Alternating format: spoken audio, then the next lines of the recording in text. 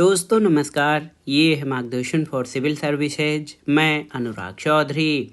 दोस्तों आज की वीडियो में आप पढ़ेंगे इकॉनमी और इंडियन इकॉनमी यानी भारतीय अर्थव्यवस्था का महत्वपूर्ण टॉपिक अर्थव्यवस्था के प्रकार और क्षेत्र।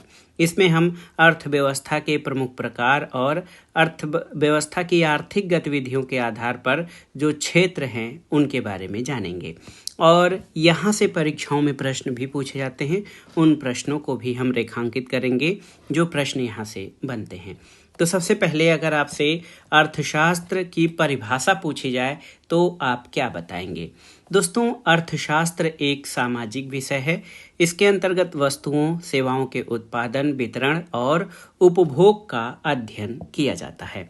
तो अगर सामान्य रूप से आपको अर्थव्यवस्था को परिभाषित करना हो तो आप इसको ऐसे परिभाषित कर सकते हैं कि अर्थव्यवस्था एक सामाजिक विज्ञान यानी सोशल साइंस है और इसके अंतर्गत क्या क्या चीज़ें वस्तुओं, देखिए अर्थव्यवस्था के अंतर्गत वस्तुओं सेवाओं के क्या क्या उत्पादन वितरण और उपभोग का अध्ययन किया जाता है। ये अर्थशास्त्र की सामान्य परिभाषा है। लेकिन अगर आपसे ये पूछा जाए अर्थव्यवस्था के प्रमुख प्रकार कौन से हैं, जो आज हमारा टॉपिक है, तो इसको आइए जान लेते हैं अर्थव्यवस्था के प्रमुख प्रकारों के बारे में। तो सामान्य रूप से अर्थव्यवस्था को 4 प्रमुख प्रकारों में बांटा जा सकता है। इसके बारे में हम देखेंगे। इसमें पारंपरिक अर्थव्यवस्था, खुली बाजार अर्थव्यवस्था, कमांड या योजनाबद्ध अर्थव्यवस्था और मिश्रित अर्थव्यवस्था शामिल हैं। तो सबसे पहला प्रकार कौन सा है अर्थव्यवस्था का? ये है आपका पारंपरिक या ट्रेडिशनल। देखिए पारंपरिक अर्थव्यवस्था क्या है, इसको जानना बहुत ज़रूरी है। ये अर्थव्यवस्था का प्रमुख प्रकार है। दोस्तों पारंपरिक अर्थव्यवस्था प्रणाली की मुख्य विशेषता ये है कि इसमें वस्तु विनिमय की व्यवस्था थी, यानी बॉर्टर सिस्टम की प्रणाली इसमें प्रयुक्त थी और इसमें मुद्रा वस्तु विनिमय की प्रणाली थी। मुद्रा और मुद्रा विनिमय की कोई व्यवस्था नहीं थी। तो पारंपरिक अर्थव्यवस्था वस्तु विनिमय के सिद्धांत पर आधारित थी, यानी वस्तुओं के आदान प्रदान से लोग अपनी आवश्यकताओं की पूर्ति करते थे। इसमें मुद्रा या धन की कोई अवधारणा नहीं होती थी और इस तरह की अर्थव्यवस्थाओं का ये मानना है कि जितनी ज़रूरत है उतना ही उत्पादन किया जाए। यानी इस अर्थव्यवस्था की मुख्य विशेषता ज़रूरत के हिसाब से उत्पादन था। ज़रूरत के हिसाब से उत्पादन ये पारंपरिक अर्थव्यवस्था की मुख्य विशेषता थी और उन्हें किसी भी बाजार अधिशेष यानी सरप्लस का उत्पादन करने की कोई आवश्यकता नहीं है। ये पारंपरिक अर्थव्यवस्था की विशेषता है। दूसरा प्रकार है अर्थव्यवस्था का, वो है खुली बाजार अर्थव्यवस्था। खुली बाजार अर्थव्यवस्था की मुख्य विशेषता क्या है? तो इसमें सरकार या किसी भी नियंत्रण शक्ति का कोई दखल या हस्तक्षेप नहीं होता है। सरकार या किसी भी नियंत्रण शक्ति का कोई हस्तक्षेप नहीं होता है। और एक विशेषता ये भी है कि संपूर्ण अर्थव्यवस्था जो है अर्थव्यवस्था के प्रतिभागियों, मांग और आपूर्ति के कानूनों द्वारा निर्धारित की जाती है। यानी खुली बाजार अर्थव्यवस्था में अर्थव्यवस्था के किसी भी गतिविधि पर सरकार या किसी नियंत्रण शक्ति का कोई हस्तक्षेप नहीं होता और पूरी अर्थव्यवस्था प्रतिभागी, जो अर्थव्यवस्था के प्रतिभागी हैं और मांग तथा पूर्ति के कानूनों द्वारा निर्धारित होती है। ऐसी व्यवस्था जो है खुली बाजार अर्थव्यवस्था के अंतर्गत आती है और इसमें संयुक्त राज्य अमेरिका और हांगकांग की अर्थव्यवस्था, देखिए यूएसए और हांगकांग की अर्थव्यवस्था इसी तरह की अर्थव्यवस्था के अंतर्गत शामिल है। तीसरे प्रकार पर आते हैं। अर्थव्यवस्था का जो तीसरा प्रकार है वो कमांड अर्थव्यवस्था।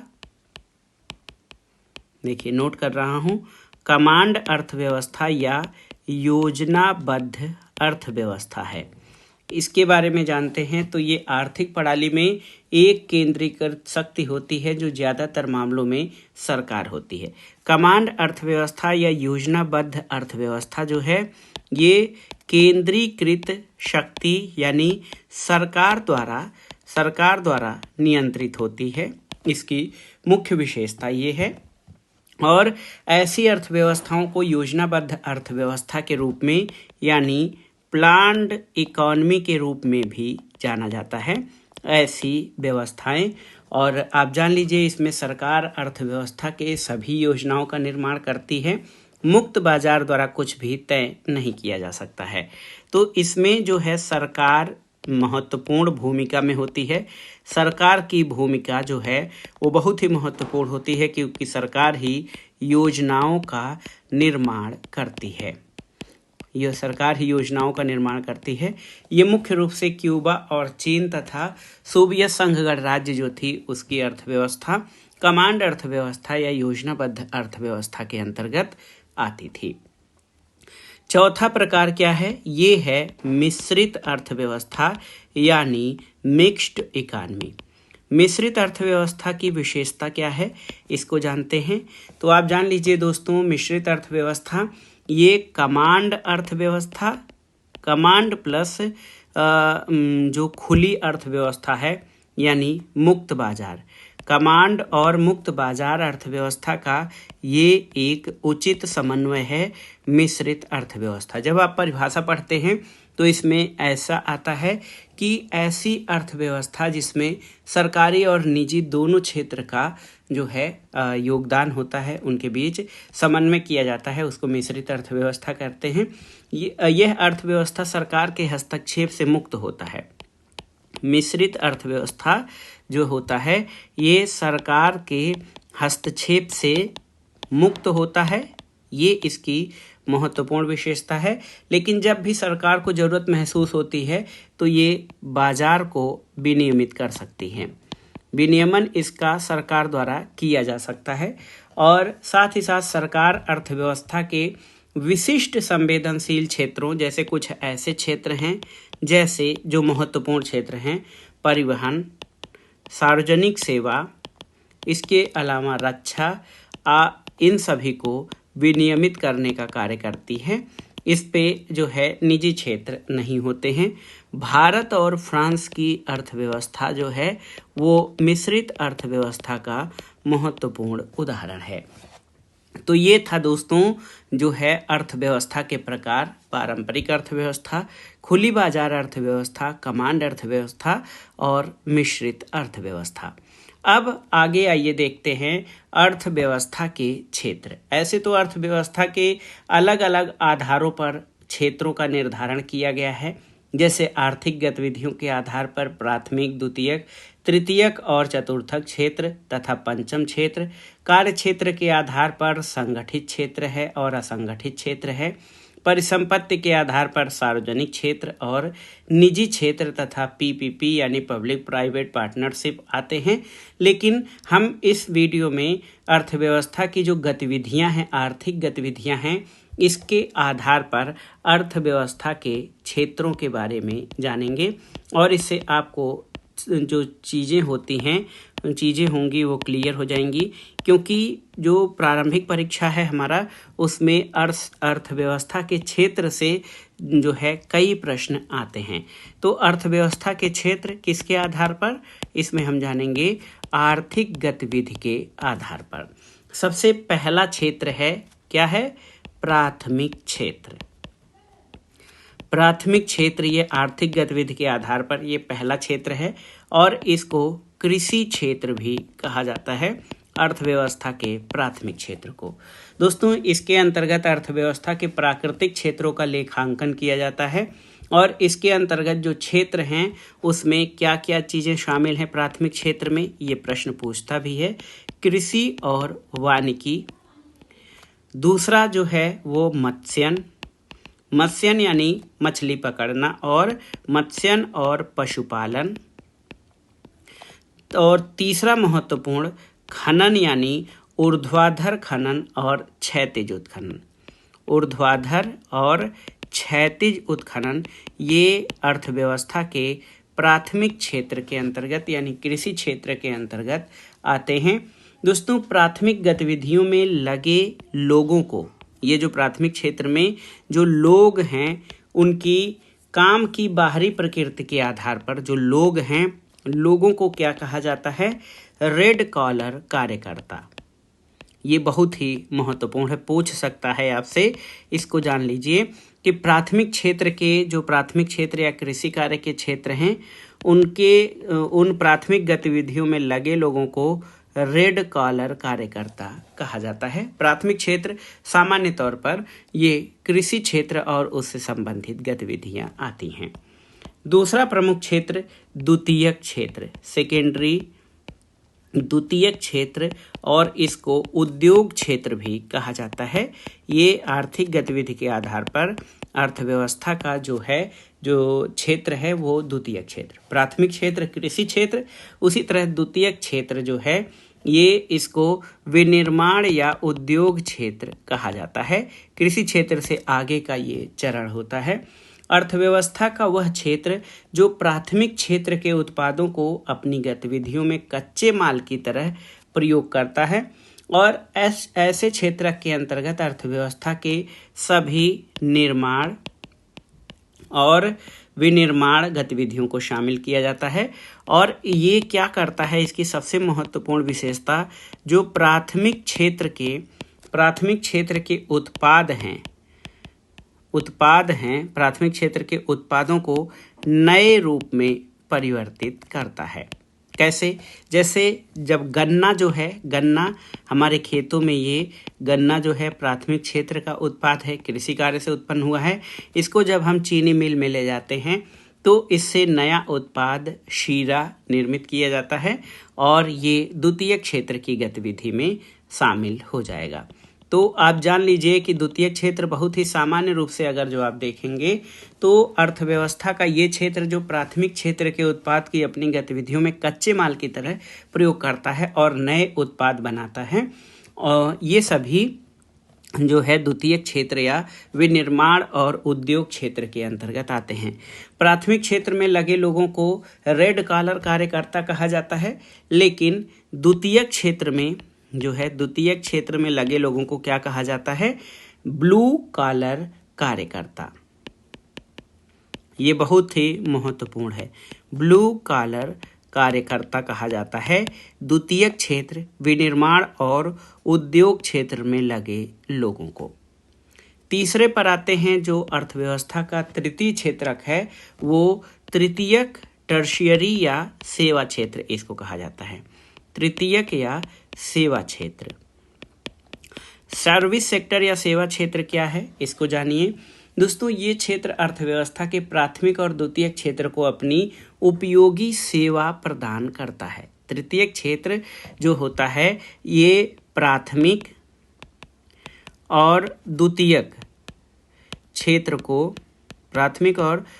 क्षेत्र को अपनी सेवा प्रदान करता है। किस लिए? ताकि उनका उत्पादन बढ़ सके, उनकी गतिविधियां बढ़ सके। जैसे अगर देखा जाए तृतीय क्षेत्र की आर्थिक गतिविधियों से माल का उत्पादन नहीं होता, लेकिन वे विनिर्माण की प्रक्रिया और उपभोक्ताओं तक पहुंचने में सहायता करती हैं। और इस क्षेत्र में उन सभी आर्थिक गतिविधियों को शामिल किया गया है जहां विभिन्न सेवाओं का उत्पादन किया जाता है। और ये सेवा क्षेत्र में जैसे क्या है आप देखिए, खुदरा क्षेत्र, पर्यटन, बैंकिंग, चिकित्सा, शिक्षा, स्वास्थ्य सेवाएं, ये सभी तृतीय क्षेत्र में शामिल हैं। और इस क्षेत्र की गतिविधियों को अधिकांशतः क्या कहा जाता है? इस क्षेत्र की गतिविधियों को white collar worker, white collar worker, इस क्षेत्र में कार्य करने वाले लोगों को व्हाइट कॉलर वर्कर कहा जाता है। जैसे प्राथमिक क्षेत्र के लोगों को रेड कॉलर वर्कर, द्वितीय क्षेत्र में लगे लोगों को ब्लू कॉलर वर्कर और तृतीय क्षेत्र या सेवा क्षेत्र में लगे लोगों को व्हाइट कॉलर वर्कर कहा जाता है। और आप जान लीजिए कि पिंक कॉलर कार्यकर्ता वो होते हैं जिसे पारंपरिक रूप से महिलाओं का काम माने जाने वाले काम के लिए रखा जाता है, जैसे बेबी सीटर, फूल वाला, day care worker, nurse, librarian, receptionist और सामान्य शिक्षा प्राप्त वर्कर, ये पिंक कॉलर कार्यकर्ता के अंतर्गत आते हैं। अब आते हैं चतुर्थक क्षेत्र के अंतर्गत। चतुर्थक क्षेत्र के अंतर्गत क्या आता है तो ये जानना जरूरी है। दोस्तों, चतुर्थक क्षेत्र अर्थव्यवस्था के ज्ञान आधारित भाग का वर्णन। चतुर्थक क्षेत्र जो है ये ज्ञान आधारित जो है भाग का वर्णन करता है। चतुर्थक क्षेत्र ज्ञान आधारित भाग होता है जिसमें आमतौर पर सूचना प्रौद्योगिकी यानी इंफॉर्मेशन टेक्नोलॉजी, आईटी, सूचना प्रौद्योगिकी यानी आईटी सेक्टर इसमें मुख्य रूप से शामिल होता है। चतुर्थक क्षेत्र में चतुर्थक क्षेत्र अर्थव्यवस्था का जो है ये बौद्धिक पहलू है, महत्वपूर्ण है। चतुर्थक क्षेत्र अर्थव्यवस्था का बौद्धिक पहलू है। ये ऐसी प्रक्रिया है जो उद्यमियों को अर्थव्यवस्था में दी जाने वाली सेवाओं की गुणवत्ता को नया करना और सुधारने में प्रयास करता है। जैसे कोई सेवा दी जा रही है, अगर उसमें कोई कमी है तो उसको सुधारता है, या कोई अन्य जैसे आवश्यकता है तो उनको लाने का प्रयास करता है ताकि जो प्राथमिक द्वितीयक क्षेत्र हैं उनके उत्पादन क्षमता, गुणवत्ता आदि में वृद्धि हो सके और इसका लाभ अन्य सभी लोगों को पहुंच सके। अब एक और पांचवा क्षेत्र है, क्या है? पंचम क्षेत्र या क्वाइनरी सेक्टर। देखिए, पंचम क्षेत्र भी है अर्थव्यवस्था का। प्राथमिक, द्वितीयक, तृतीयक, चतुर्थक के अलावा पंचम क्षेत्र है जिसको शीर्ष निर्णयनकर्ता कहा जाता है। शीर्ष निर्णयनकर्ता पंचम क्षेत्र के अंतर्गत आते हैं और इसको गोल्ड कॉलर व्यवसाय कहा जाता है। पंचम क्षेत्र में गोल्ड कॉलर व्यवसाय, गोल्ड कॉलर जैसे green collar, red collar, blue collar, white collar, तो पंचम क्षेत्र जो कि शीर्ष निर्णयनकर्ता होते हैं इनको गोल्ड कॉलर बिजनेस के अंतर्गत शामिल किया जाता है। ये तृतीय क्षेत्र के एक उपखंड का प्रतिनिधित्व करते हैं। तृतीय क्षेत्र जो हमारा तृतीय क्षेत्र होता है, कौन सा? सेवा क्षेत्र। सेवा क्षेत्र के एक भाग का, सेवा क्षेत्र के एक भाग का प्रतिनिधित्व पंचम क्षेत्र के लोग करते हैं। और आप जान लीजिए कि ये वरिष्ठ व्यावसायिक अधिकारी, सरकारी अधिकारी, अनुसंधान वैज्ञानिक, वित्तीय और कानूनी सलाहकारों आदि के विशेष और उच्च भुगतान वाले कौशल का प्रतिनिधित्व करते हैं। तो पंचम क्षेत्र में शीर्ष निर्णयनकर्ता शामिल होते हैं। इसमें विशेष रूप से कौन? वैज्ञानिक, शोधकर्ता और वित्तीय कानूनी सलाहकार, वित्तीय कानूनी सलाहकार होते हैं। और सबसे महत्वपूर्ण बात यह है कि ये उच्च भुगतान कौशल का प्रतिनिधित्व करने वाला वर्ग है जो सबसे अधिक वेतनभोगी या जो है मेहनताना प्राप्त करता है। तो दोस्तों, ये था हमारा आज का वीडियो, अर्थव्यवस्था या इकोनॉमिक्स के महत्वपूर्ण टॉपिक। इसमें हमने अर्थव्यवस्था क्या है, अर्थव्यवस्था के प्रकार और क्षेत्रकों के बारे में जाना।